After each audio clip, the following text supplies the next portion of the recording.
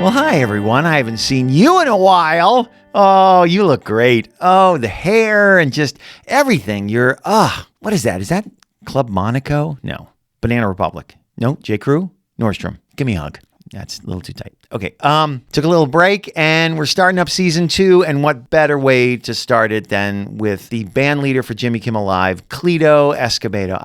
What a good dude this guy is. I loved talking to him. He has this great family musical past, which you'll hear about. And he feels like just a kind soul, that just has music in his bones. I dig the guy. Anyway, we talk Stevie Wonder, Michael McDonald, Edgar Winter, his dad's group during their Vegas run in the 60s, which you'll hear all about that, and so much more. And what's really cool, and you'll hear about it, is a lot of his musical heroes have sat in with he and the band on Jimmy Kimmel Live, so that was really cool. Anyway, don't forget that the links to all the songs we talk about are in the episode description, so you can click them and vibe along with us. That's pretty much it. Without further ado, I give you Mr. Cleto Escobedo.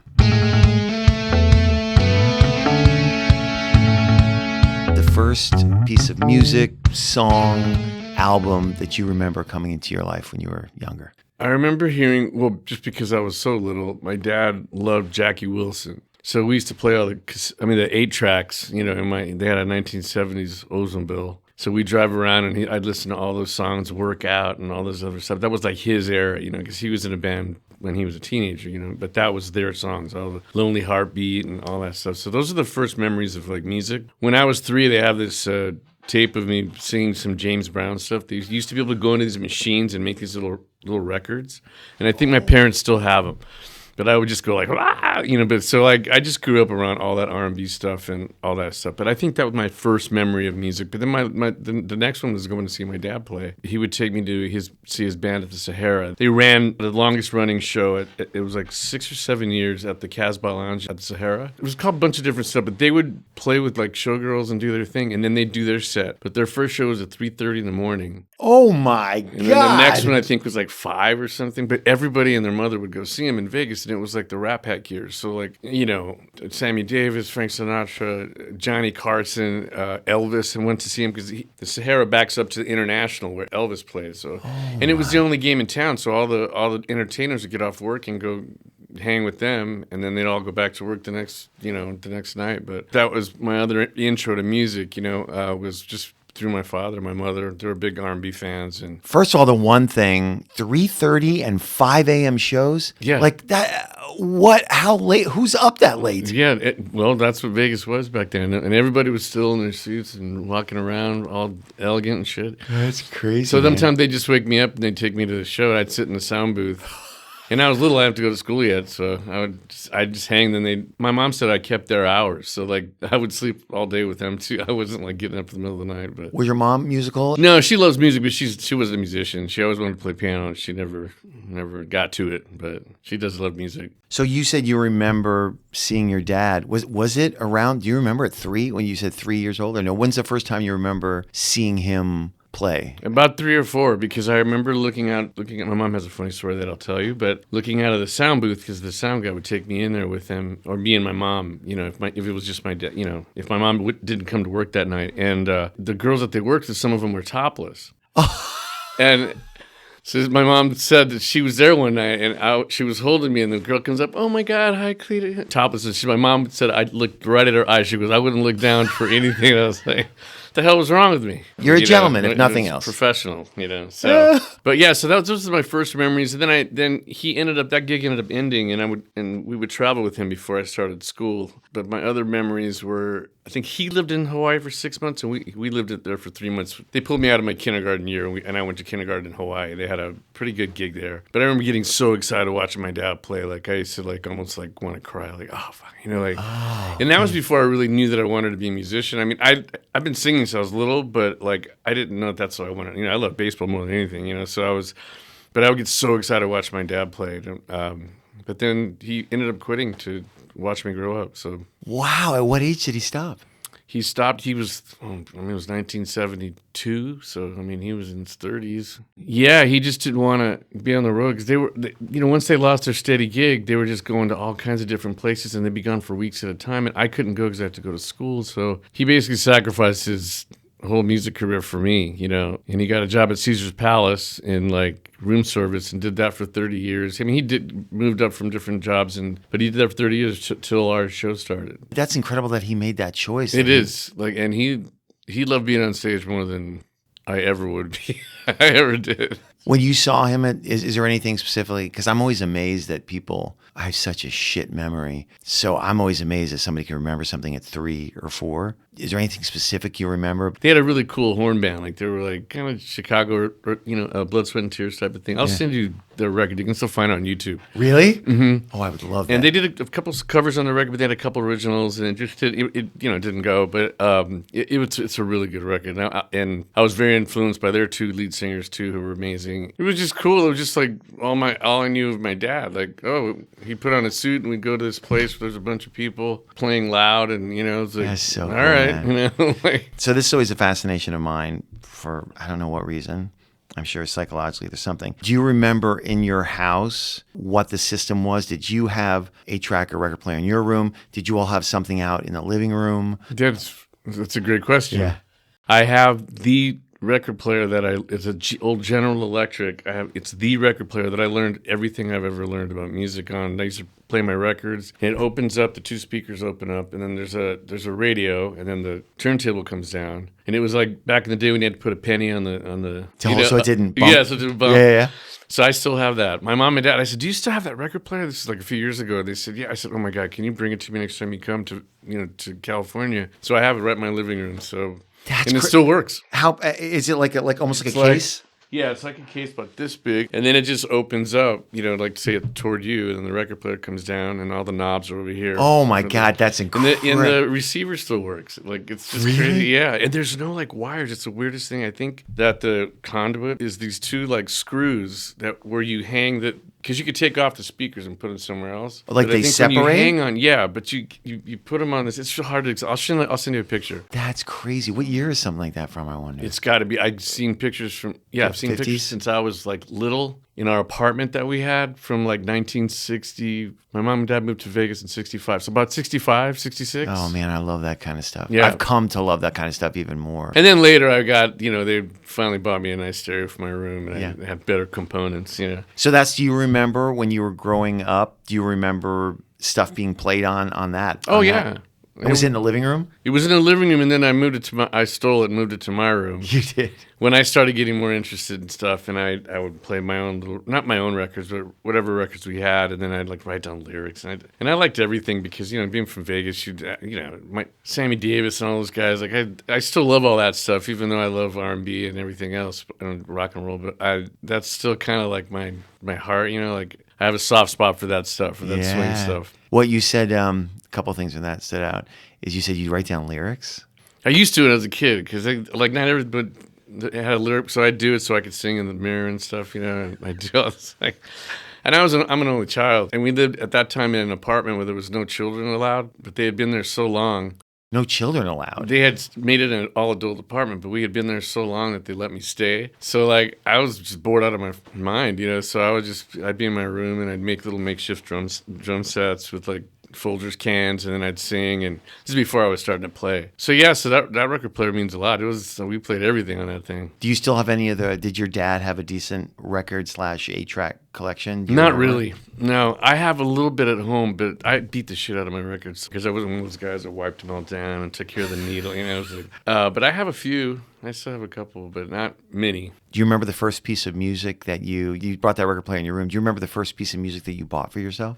I was thinking about this the other day because I don't know what I bought it for myself, but I remember the first record that I was so excited about. My dad brought home Songs in the Key of Life by Stevie. I was 11 years old. I had just started playing saxophone. And he brought it home. There's a 24-hour record store called Odyssey Records. It's still on the Strip, but we used to go there after work and whatever. So my dad brought that. It was the new record coming out by Stevie, and he was a big deal at our house. And I listened to the thing cover to cover, and I was just like, oh, jeez. And some of those songs still haunt me, And I still sing some of them at work and stuff. And that's one of my favorite records ever. And then the other one that I loved was we had an 8-track again with my mom in her 70s old of Earth, Wind and Fire. That's the Way of the World. I think came out in 1970. I'm not sure. So I was only 5 years old or whatever. And So I remember all those tunes too, like, Reasons and all that stuff. Like, I used to sing them in the car. Like, Those records that you'd go to Odyssey, would you buy them or would your mom? I think early days, my mom. I mean, Yeah. as I became a teenager, You'd have a job. You're like, yeah, when I got my job at frying chicken, I think I had a little extra. is that what you did? Yeah, that was my first job, and then I got a job at a place called Miller's Outpost. I don't know if you grew up Oh here. my God. Is that a clothing store? Mm-hmm. Totally knew Miller's Outpost. Jimmy and I had worked there together. Oh my God. I grew up in Texas. Okay. Absolutely had Miller's Outpost. Yeah. Wasn't that big? They would carry like OP. Yeah, OP, and then like they had but then they had, what was it? Le Tigre. Le Tigre, They, which is that little tiger. thin tiger. Yeah. That was and like. then they had all their big deal was the 501s, the shrink Oh, to fits, 100%. And it was like a self-standing store, so it was its own. It was like a big building by itself. So we had a good time there. We fucked around so much. How long did you guys work there together? We were probably 2 or 3 years because we were in high school then. Oh man, just like at summers or during school too? During school, yeah, after school. Wow. I even did it a little bit after while I was in college. I'd come and do that, and then I got a new hot gig at Wilson Suede and Leather, and that was my last gig I ever had before becoming a professional musician. But Wow. got a couple of cool leather jackets out of it, but Wilson's not as in the brand Wilson. It was called just Wilson. it was called Wilson's Suede and Leather. Yeah. Yeah, the way I got my first gig was I was vacuuming this ugly green carpet and the phone rings. And I'm like, hey, Wilson Suede Leather, it's Cleto. And then this guy calls, hey, man, I got this gig at the Tropicana Hotel. 15 weeks, it pays $350 a week. And you think you want to do it? I'm like, $350? Yes!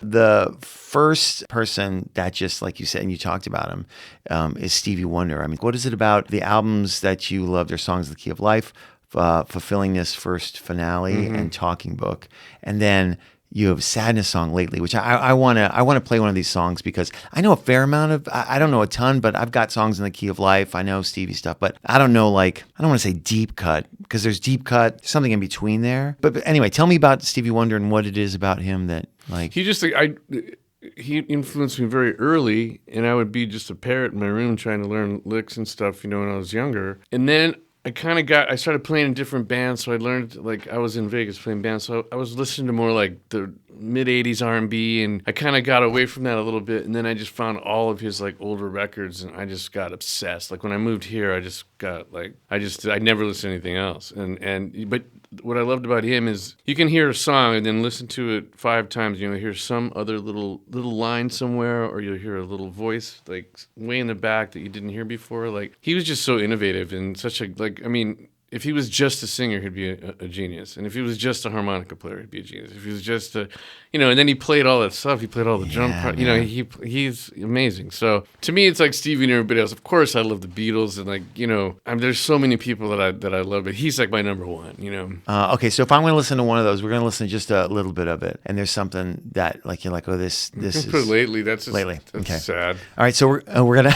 I like it. So we're gonna listen to one of Cleto's sadness songs. It's from the 1980 album Hotter Than July, and the song is Lately. So here we go. It also meant something because my grandfather just died, and my dad saw him perform lately on Johnny Carson, and for some reason it just hit him. Even though it's a love song about a woman, it just really. Oh, so that means something to our family. Oh, that's so. I know. Man. That's why I put it on there. Okay, in that same vein, we're going to go to another artist that's one of your favorites. I listened to the first 5 seconds, and I know stuff by Michael McDonald, but I did not know I Can Let Go Now. Oh yeah, that's a beautiful song. Never heard that it's song. The prettiest song. It's so sad. So how did you come? You've got that as a saddest song. How did you come to? And I know you put Michael McDonald and the Doobie Brothers. So how did you come Michael to? McDonald's gosh, I love Luther, but Michael's my other biggest hero. When I was a kid, my uncle turned me on to the Doobie Brothers, but even the old Doobie Brothers, I loved the first version, and then when Tom Johnson left, then they hired Michael McDonald, and he changed the band a little bit to more of R&B kind of funk kind of stuff. And then I just loved his voice, and I've never, everybody says he's like a mush mouth and everything. I've never not known what he's saying, all his lyrics and everything. And is that a thing that people say? Yeah, because don't worry, everybody always gives him shit. Right. It's just stupid. But anyway, he just has this amazing voice. But I always loved him since the Doobie Brothers. Then he went off in his own with the Keep Forgetting Not in Love. Oh, yeah. So that's an album called Whatever It Takes. So from those records, there was a couple of great songs that I loved from that thing, and then that was one of them. I don't know that one at all. Yeah. Speaking of the Doobie Brothers, I got to see them with Michael McDonald and Patrick Simmons and Tom Jones, and they sounded great. They were all killing it. They're singing their buns out. Like, Michael's still... So I was so excited to see all them together, having loved both versions of that band. So, and then Michael sat in with us a couple times at our show. He did? Yeah, the first time he did... Why am I weepy?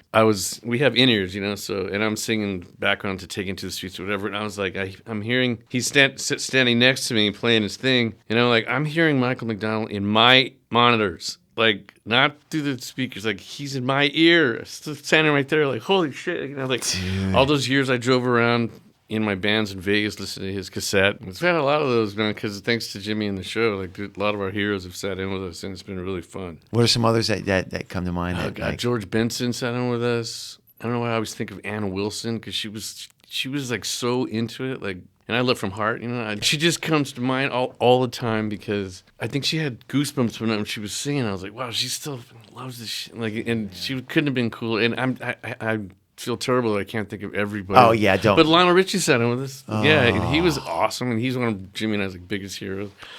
Yeah, a lot of people, and a lot of guitar players and stuff, but, as far as the singers and stuff. That's cool, man. Those are a couple of my top two, yeah. That's incredible. So I just want to listen to a little more because I just listened to 5 seconds. I was like, I got to save it because I want to listen. Yeah, listen to because it's really a pretty short song. Okay, let's listen to it. And also listen to the words too. It just he wrote a lot about getting hurt, man. So he must have got hurt as a young guy a lot because this is a really sad song. But, okay, so before we listen to it, this is a question I always ask because you said words. When you first hear a song, do you hear words first? Do you hear music first, or is it kind of a combo of the two? I'm kind of a big lyricist fan because I'm a horrible lyricist. So, I like to listen to both.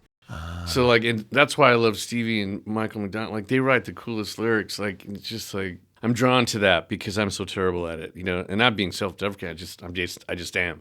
So, I love people that write amazing lyrics, Yeah. That's cool. All right, so we're going to listen to I Can Let Go Now by Michael McDonald from the 1982 album, If That's What It Takes. Here we go. That song is beautiful. Yeah, it's amazing. His voice is just I know, he's amazing. Okay, so I didn't spend that long, 3-4 minutes. And I was like, I cannot find the song Anything by Men at Work. And I was like, he meant Anything by Men at Work. Oh, yeah. Like, my favorite of his is Overkill. But I love all him, and I love Colin Hay. His solo stuff. Like, I feel he is one of the most underrated artists that we have. Period. 3 different people have had songs by him on their list. Waiting for My Real Life to Begin. Oh yeah. Oh fuck! One of the guys we played that guy is an actor, and he's like, I just heard that. He said after I'd been here for 15 years. And it just hit me like a train, man. That's a great one. And then there's another one. Oh, I'll Never Get Over You. Oh, I'll Never Get Over You. Yeah, that's it. Again, 2 of the prettiest songs ever. I'll Never Get Over You is one of the. They're just so impactful. I loved him as a kid in high school because he was hitting when I was frying chicken. I think my favorite song I loved all of them, but I loved Overkill. Then I had the soprano saxophone. I just ran into him at the Sunset Marquee. Oh, he's another one that sat in with us. But I know him because he married one of our best friends. All my band used to play in this band called Cecilia Noel and the Wild Clams, and one night we did this gig way before the show at Will Gear, and I always loved him, but he was just sitting there with a guitar by himself playing Overkill, and he was he sings in the stratosphere, and I was just like, oh my god, this guy's way better than I thought. I loved all the records, but I was like, this guy's a maniac, and then that night they ended up meeting the leader of our band, and then they've been married ever since. So really? She tours with him now, yeah. So, but he couldn't be sweeter. Now he's on the road with Ringo. They go do that big all-star tour. Oh my god. It's literally one of those people that you don't. When they said it, I was like, "Who's Colin Hay?" And they're like, right. Lead singer of the Men at Work. I was like, "Men at Work?" And they're like, "Yeah." And they played the song. I was like, holy "What shit. the fuck is going on right now?" Yeah. And the guitar, it felt like there were 3 people playing the guitar. Mm-hmm. It was just he's him. an amazing guitar player too. Oh my god. Yeah, he's a great player. Okay, let's go to something I'm interested. He was on one of your favorite artists, Edgar Winter. How did you? Dad. Your dad. Because that's from Frankenstein. That's Edgar Winter. Don't know it. You don't know it? Frankenstein? I Are knew you it. fucking crazy? Beavis and Butthead? Oh, yeah. Well, yeah, they used to always go, dun, dun, dun, dun, dun. But it's a really famous song. But he had that, and what were his other ones? Oh, come on and take a free ride. Yeah, yeah, yeah, yeah. That's Kinda. 70. How old are you? 53. 53. Okay, yeah, you're 5 years younger than me. But yeah, so that was like But my I mean, childhood. that's kind of Yeah, my... kind of the same shit. So that was his one of the big like commercial hits. And they had a couple other ones. So your dad was... But they loved Entrance. It was like that's what I say. It was a suite, like the whole first side of the Entrance records was a suite, and his band was obsessed with it because it was like had all these different things. And then he's a sax player singer, and he's one of my favorite singers. Like he's a killer singer. Like him and his brother, they're from Texas. His Johnny Winter. He sat in with us in Austin, actually. And Edgar sat in with us a couple times. I forgot to mention him. Yeah. He's great. He's the nicest guy. Like, he's so sweet. But he's kind of blind because you kind of can't see very well. The song that you put down is Dying to Live That's another from one White of my Trash. favorite, like, it's from White... Is it from White Trash? White Trash. Yeah, that's the record. Yeah, 1971. Yeah. So that's another really pretty song that just piano and him, I think. What's a good song that we can that we can listen to? Should I listen to that, or should I do Frankenstein? Let's see if I know. Do Frankenstein. You gotta know Frankenstein. There's Shit, been so man. much shit. Okay, so I'm gonna listen to Frankenstein from the Edgar Winter Group from They Only Come Out at Night, 1972. Here we go. It feels so, because I went to school in Austin, University of Texas. Oh, okay. And it feels Stevie Ray Vaughan kind of Well, like... they all kind of, I think they're all in the same, not school, but Same world. Yeah. How do I not know that song? I don't know, but it's, It's great, though. yeah. Okay, so that's cool. Because he's a synth player, and he used to put it around his neck and strap. Dude, I love that. I love when someone's still doing their thing. He's still doing his thing, man. So I've got two more I want to ask you about. You kind of already spoke about Earth, Wind, and Fire, kind of like that. But how did they first come to you? Your dad, is that? Me and my mom actually found him. My dad had already started working at Caesar, so my mom, he worked a swing shift. So my mom would pick me up from school, or I'd get home from school, and we'd have from 4 to 11. She'd take me shopping. I begrudgingly went, but we'd be driving around Vegas, and that was like our favorite 8-track tape, Oh, really? So we listened to Earth and Fire incessantly, and then I ended up buying all their other records, as I got older, and they made more. I, bought back ones, and matter of fact, I toured with Philip Bailey, the lead singer, the guy that sings Reasons and everything. Yeah. Yeah, I did 2 tours with him in Japan. Oh, wow. Which I was like, another one where I was shitting my pants, going like, and he's right there, motherfucker. Yeah, it was crazy for me. When I got that gig, I was like, are you fucking kidding me? And I still think, other than this gig that I have now, that was like the most fun job I've ever had. Like just playing in every which way. I got to sing, I got to play, I got to do, and then it was fun. The band was really good. And anyway, yeah, so that's how we found Earth and Fire. And I just stayed fan, all my, But it was your mom, really, the 8-tracks that kind of like... Yeah. Maybe my life? dad brought it home, but it was my mom and I that loved all that stuff. That's cool, man. Yeah, so, and then I know she loved Aretha, so I love Aretha too. But Okay, so it was on the obscure song section. You put "Nasty Habits" by Oingo Boingo. From 1981. So I had a friend that was really into new wave when we were in high school, like Depeche Mode and all these things. But I was like, And back then I was all into my sax players too. We haven't even got to that. But so I was listening to really mostly instrumental music, and then of course my Stevies and stuff. But I was really learning how to play the saxophone at that time. I was still only 15, 16. Or what year was it? 81? 81, yeah. So I'm 14, so I'm just learning how to solo, and so I'm really spending most of my time in front of my stereo trying to play through like Blues Brothers records and stuff. My friend, we were in his car, and all of a sudden I hear this like dun dun dun dun, and I'm like, I don't know what song I put. But you put "Nasty Habits." Oh yeah. So "Nasty Habits," if you listen to it, the album is "Only a Lad." Okay, yeah, "Only a Lad." So I love that song too, like "Only a Lad." But they had all these horns, so like I was like. Oh. And the lead singer's nuts. It's Danny Elfman. Danny Elfman. Yeah. So I put "Nasty Habits" on there because he did all the music he did the theme for The Simpsons. So when you listen to that theme, you can hear a lot of elements of Nasty Habits in the Simpsons theme, and I just thought that was interesting because I had never really paid attention. And then I was listening to the record one day, and I'm like, that sounds just like the theme, man.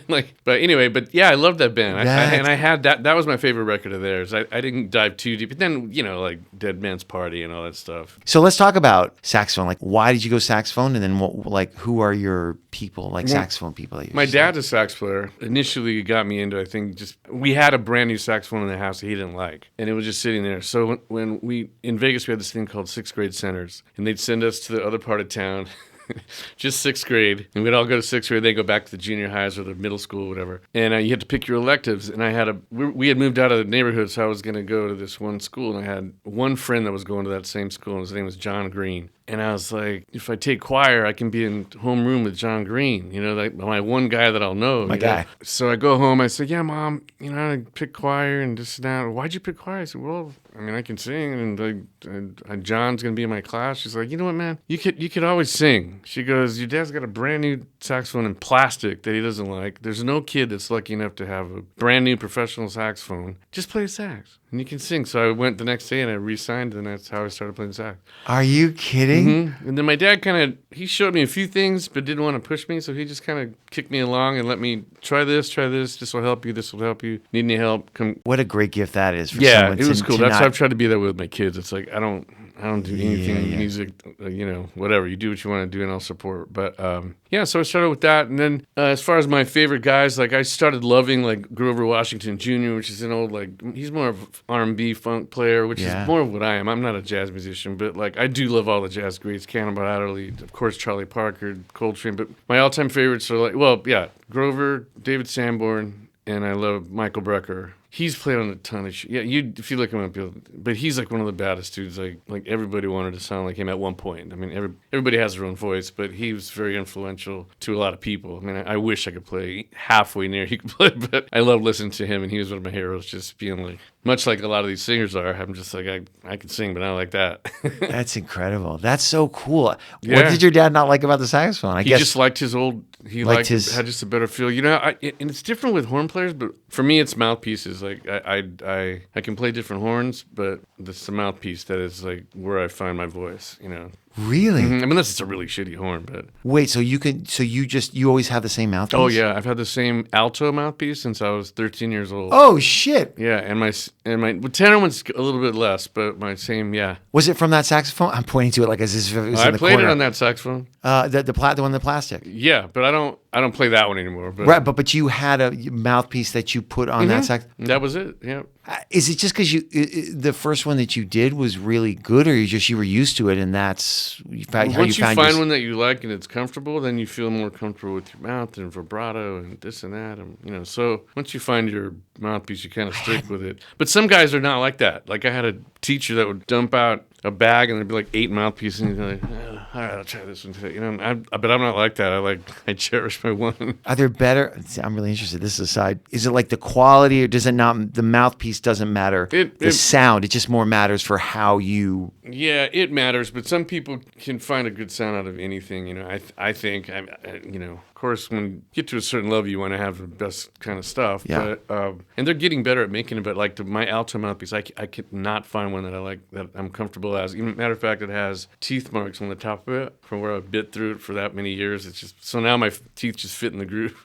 They don't. No way. Yeah, so it better not break till I retire. I was just gonna say, I mean, shit. I can get, I can play with other ones, but they're not like home, Guess what, Cleto? That's it. Thanks, man. You did it. That was incredible. Oh, thanks for having me. I hope I didn't bore you. You didn't bore me at all. That was awesome stuff. And you gave me 2 songs lately, and the Michael McDonald song that I need to lean in my sadness. I go, yeah. Great songs. No, it's funny. I have, I think, two pictures from the show after 22 years, and it's with Michael McDonald and with Stevie Wonder, and that's it. Dude, really? I never go up to anybody. I never do, but I was like, You got to. Our photographer takes pictures of the band when somebody sits in, but I never get those pictures. Nobody ever really. Nobody loops you in? Not really. Talk to somebody about that. Sometimes they will, but I'm like, I could probably find them someday. Where do you keep those 2 pictures? They're in my office. In your office? Yeah. No one goes up there, but I do. Yeah, man. You just look at it. Yeah. That's cool, man. Well, thanks for coming on, man. I appreciate it.